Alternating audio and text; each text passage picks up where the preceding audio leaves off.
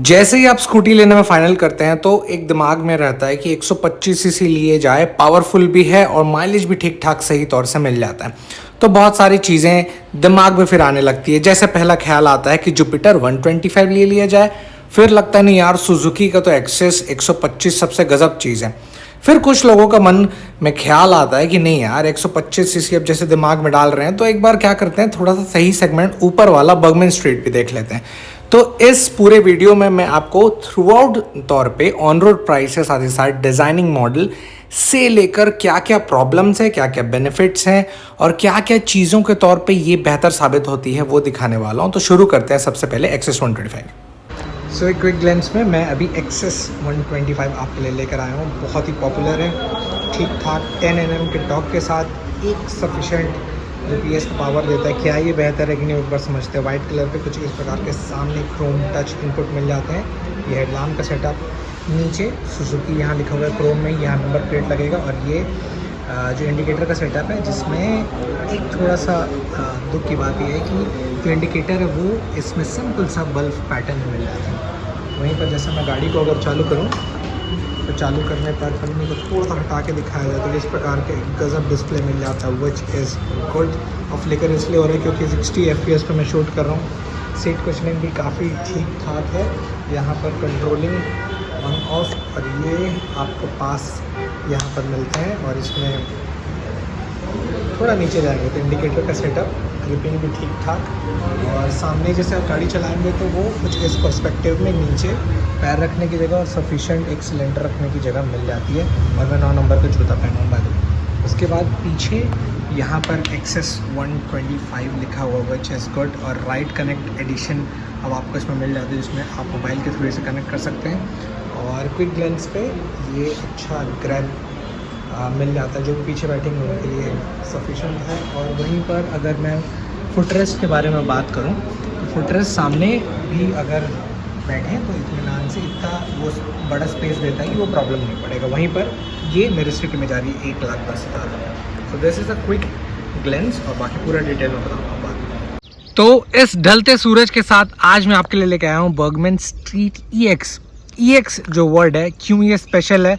Of course launch हुए काफ़ी समय हो गया है, पर बहुत सारे लोग इसको एक प्रेफरेबल टर्म पे क्यों ले रहे हैं मैं अपने पर्सपेक्टिव से बताने की कोशिश करूंगा। साथ ही साथ ऑन रोड प्राइस में क्या डिफरेंस आया है नॉर्मल बर्गमैन स्ट्रीट के अंदर, वो भी मैं आपको बताता हूँ। सबसे पहले अगर शुरुआत करें तो फ्रंट डिज़ाइन लुक काफ़ी क्लासी। यहाँ पर उतना ज़्यादा पैटर्न इसका नहीं है, बट जैसे ही आप अब्रॉड जाते हैं तो ये ऐसे वैराइटीज़ जो रहते हैं बहुत ही ज़्यादा पॉपुलर है। रिसेंटली मैं जब इंडोनेशिया में भी गया था तो यामाहा का VMAX सीरीज़ जो था वो देखने लायक था, क्योंकि NMAX हो गया या उसके जो भी कवरिंग थे वो इसी मिलते जुलते डिज़ाइन से हैं। तो अब्रॉड सब में इसके थोड़ा अप्रूवल टर्म रहता है, बट यहाँ पर क्यों नहीं है, क्योंकि ये एक नॉर्मल स्कूटी से थोड़ा सा अलग दिखता है। कह सकते हैं कि आप एक टर्म ऑफ अ बाइक, तो बहुत सारे अगर फैमिली प्रेफर करना चाहते हैं तो वो एक सिंपल टर्म में रखना ये चाहते हैं कि हम एक्सेस लें या तो होंडा की एक्टिवा ले। वो क्या है कि एक नॉर्मल ऐसी फैमिलियर गाड़ी दिखती है कि आप भाई बहन मम्मी पापा सब चला सकते हैं। So that's the plus point.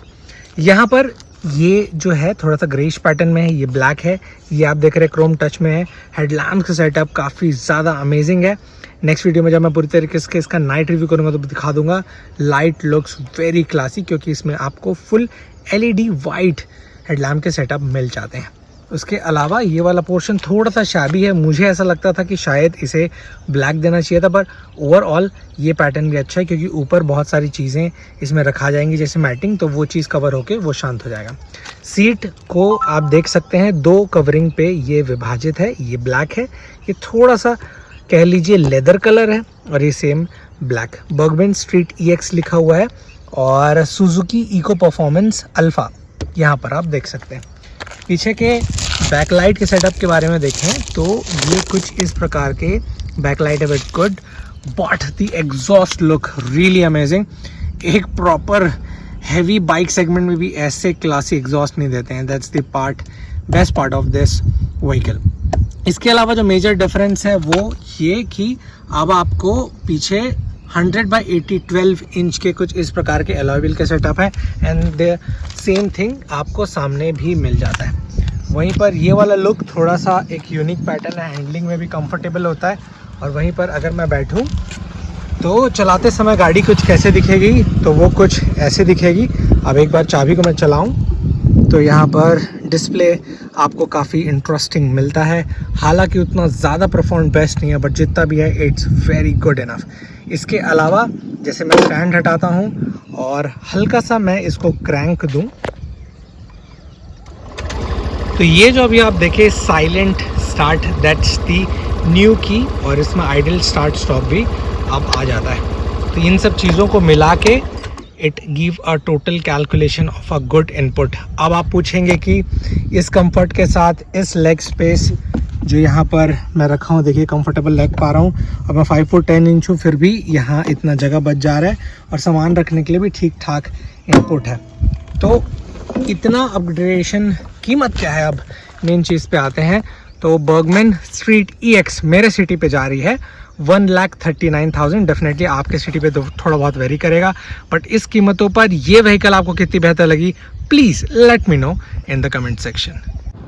सो सामने मेरे ये रही 2024 की न्यू अपडेटेड जुपिटर 125, जिसमें थोड़े बहुत चेंजेस आप देख रहे हैं, साथ ही साथ कलर कॉम्बिनेशन, वो मैं आपको अभी पूरी तरीके से वाकिफ़ कराने वाला हूँ। शॉर्ट इन्फॉर्मेशन पे इस जुपिटर 125 की एक इम्पॉर्टेंट चीज़ तो ऑलरेडी आपको पता है कि 124.8 सीसी का डिस्प्लेसमेंट और लगभग ये मैक्सिमम पावर 6.0 किलोवाट का देता है और मैक्सिमम टॉर्क है 10.5।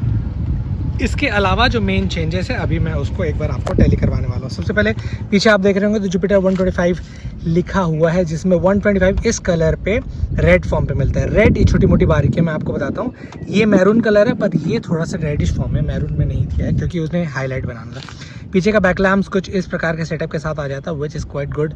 और पीछे एक बेस्ट पॉइंट है कि इसमें आपको 125 लिखा हुआ है और जब भी कोई पीछे बैठते हैं तो उनके लिए एक सपोर्टर का काम करता है। That's the best part for this upgraded new thing. उसके अलावा अगर मैं गाड़ी में बैठता हूँ तो मेजर चेंजेस क्या है उसको मैं आपको टैली करवा देता हूँ। जैसे मैं गाड़ी में बैठा और गाड़ी चलाया, चालू करने पर ये कुछ ऐसा डिस्प्ले मिल जाता है। ऑलरेडी आप ये डिस्प्ले से वाकिफ़ हैं क्योंकि आपको एंटॉर्क एक्सट्रीम में पहले से देख किया था, बट फिर भी मैं कुछ छोटी मोटी इन्फॉर्मेशन फिर से वर्क कर देता हूँ। अगर आप लोगों को इसके बारे में आइडिया नहीं है तो कितने किलोमीटर में गाड़ी चल रही है वो बताता है, ओडोमीटर, ट्रिप, फ्यूल इंडिकेशन, और लेफ़्ट साइड गाड़ी जैसे चलती है तो उसके जो रनिंग फॉर्म है वो इन्फॉर्मेशन बताएगा। इको में है, ड्राइविंग रेंज जैसे यहाँ पर बता रहा है, कितना समय हो रहा है, साथ ही साथ छोटी मोटी information which is a good part.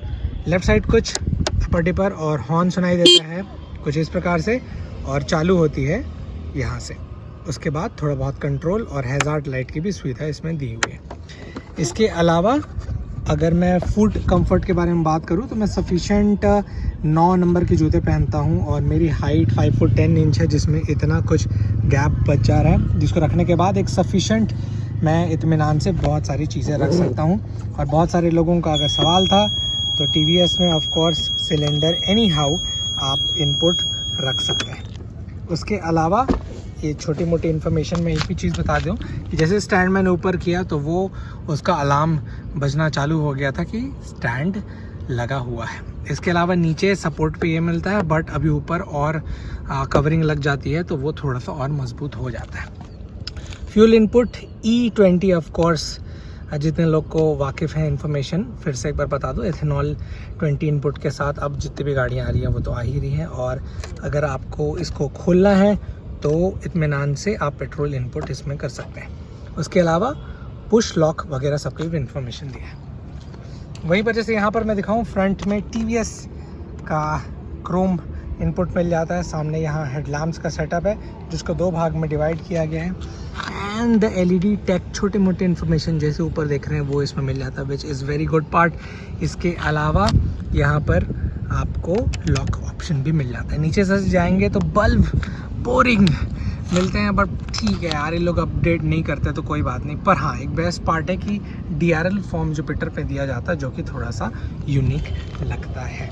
और ये कलर थोड़ा सा एक यूनिक फॉर्म पे मुझे कुछ पैमाने में थोड़ा डिफरेंट लगता है। अदरवाइज़ लोग नॉर्मल पैमाने पे जो यूज़ प्रेफर करते हैं वो वाइट या सिंपल कलर। तो इस कॉम्बिनेशन पे ये नया अपग्रेडेशन आपको कैसा लगा, आप साथ ही साथ मैं बता देता हूँ। मेरी सिटी में इसकी कीमत जा रही है 1,19,000 रुपये। आपकी सिटी में कितना है please let me know in the comment section. और इस कलर कॉम्बिनेशन के साथ 1,19 कीमत, क्या ये इफेक्टिव है जुपिटर 125 या फिर आपको फॉरएवर एक्टिवा लेना चाहिए, please let me know in the comment section.